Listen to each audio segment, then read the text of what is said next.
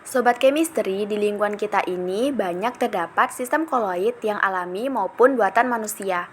Nah, pasti Sobat Chemistry penasaran kan mengenai apa saja sih keuntungan koloid yang dapat digunakan di sekitar kita? Ini adalah gambar kegunaan koloid yang pertama. Ayo, apa yang Sobat Chemistry pikirkan mengenai gambar tersebut? Yap, Sobat Chemistry benar, ini adalah asap yang merupakan contoh dari koloid. Tapi Sobat Chemistry pasti berpikir, asap kan merupakan polusi udara, lalu mengapa disebut keuntungan koloid yang dapat digunakan di sekitar kita ya? Oke Sobat Chemistry, mari kita bahas. Nah, kegunaan koloid yang pertama yaitu dapat mengurangi polusi udara. Jadi, gas buangan pabrik yang mengandung asap dan partikel berbahaya dapat diatasi dengan menggunakan alat yang disebut pengendap kotrel. Sobat Chemistry harus tahu bahwa kotrel adalah alat untuk menyerap partikel-partikel koloid pada gas buangan yang keluar dari cerobong asap pabrik. Lalu, bagaimana proses gas buangan pabrik tersebut ya? Nah, ini adalah alat pengendap kotrel. Coba Sobat Chemistry amati proses tersebut. Ketika asap buangan itu dimasukkan ke dalam ruangan bertegangan listrik tinggi, sehingga elektron mengionkan molekul udara. Dapat terlihat bahwa partikel asap akan menyerap ion positif dan tertarik ke elektroda negatif, sehingga menggumpal. Akhirnya, gas yang keluar bebas asap dan padatan.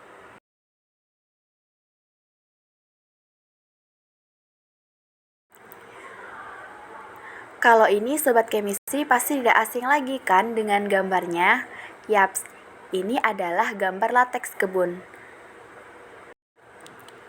Nah, jadi kegunaan koloid yang kedua yaitu penggumpalan lateks. Lateks adalah koloid karet dalam air berupa sol bermuatan negatif. Nah, ini adalah proses dari penggumpalan lateks. Ketika lateks diteteskan asid etanoik dan diaduk, maka lama-kelamaan lateks akan menggumpal. Inilah yang merupakan keuntungan dari kegunaan koloid dalam penggumpalan lateks. Nah, tahukah Sobat Chemistry bahwa pasien gagal ginjal dapat dibantu dengan cara dianalisis? Darah mengandung banyak partikel koloid seperti sel darah merah, sel darah putih, dan antibodi. Orang yang ginjalnya tidak mampu mengeluarkan senyawa beracun dari darah, seperti urea dan kreatin, disebut gagal ginjal. Orang ini dapat dibantu dengan cara dianalisis tadi, yaitu menghisap darahnya dan dialirkan ke dalam alat cuci darah.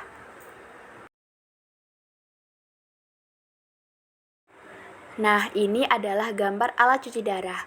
Coba Sobat Chemistry amati proses tersebut. Setelah melakukan proses tersebut, darah yang telah bersih dimasukkan kembali ke dalam tubuh penderita. Coba Sobat Chemistry amati animasi tersebut. Dapat terlihat bahwa ketika kotoran yang diberi dengan tawas, maka tawas akan mengikat kotoran dan kotoran yang terperangkap mengendap bersama dengan tawas. Proses tersebut adalah proses dari penjernihan air. Air yang bersih harus bebas koloid. Oleh karena itu, air diberi aluminium sulfat atau tawas, di mana tawas berfungsi untuk menggumpalkan dan mengendapkan partikel koloid. Apakah Sobat Chemistry tahu mengapa deodoran dapat mengurangi bau pada keringat kita? Nah, jadi Sobat Chemistry harus tahu bahwa itu merupakan contoh keuntungan koloid yang dapat digunakan pada kehidupan sehari-hari. Coba Sobat Chemistry amati proses tersebut. Dapat terlihat bahwa ketika kita mengoleskan deodoran pada kulit, maka keringat akan menangkap deodoran dan menariknya ke dalam saluran keringat. Lalu, deodoran membentuk sumbat dangkal yang dapat mengurangi aliran keringat. Sobat Chemistry, ada bahan makanan atau obat berwujud padat sehingga tidak enak dan sulit ditelan. Obat tersebut juga tidak larut dalam cairan atau air. Jadi, untuk mengatasinya, zat itu dikemas dalam bentuk koloid sehingga mudah untuk diminum.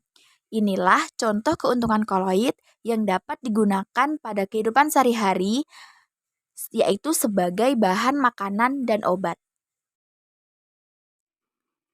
Nah, ada berbagai bahan kosmetik berupa padatan tetapi lebih baik bila dipakai dalam bentuk cairan. Ini biasanya dibuat berupa koloid dalam pelarut tertentu. Contohnya ada micellar water, parfum rambut, dan parfum badan. Nah, tahukah Sobat Chemistry bahwa itu semua merupakan keuntungan dari kegunaan koloid dalam kehidupan sehari-hari, yaitu sebagai bahan kosmetik. Sobat Chemistry, coba amati animasi berikut. Ini adalah proses emulsi minyak dalam air. Apa yang Sobat Chemistry pikirkan mengenai animasi berikut? Nah, mengapa minyak dapat larut dalam air? Tahukah Sobat Chemistry? Setelah diamati, terlihat bahwa kepala asam lemak yang bermuatan negatif larut dalam air, sedangkan ekornya larut dalam minyak. Hal ini yang menyebabkan tetesan minyak larut dalam air. Lalu, bahan apakah yang digunakan untuk mengemulsi minyak dalam air tersebut? Yap, Sobat Chemistry benar. Sabun.